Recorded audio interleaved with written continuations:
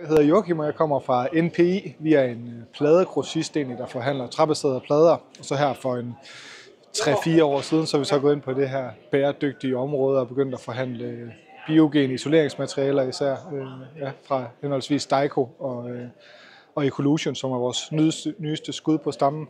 Ja, så det er det, jeg står her og præsenterer i dag. Så det her, det er så vores hampfiberisolering, som fås i formstykker, ligesom man kender det fra mineraluld, spat, traditionelle isoleringsmaterialer. Så det kommer egentlig fra de her. Det er stokkene fra hampplanterne, som bliver op til 4,5 meter høje. Og så er det så de her fibre omkring stokkene, som man bruger til at lave hampfiberisolering af. Og så det er cirka 30% af planten.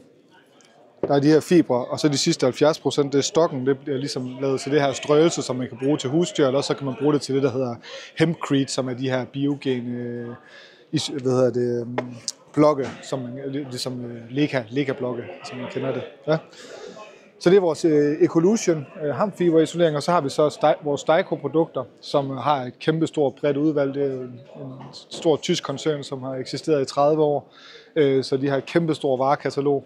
Blandt andet også isolering i formstykker og til indblæsning, som er det her granulat, man blæser ind maskinelt i konstruktionerne.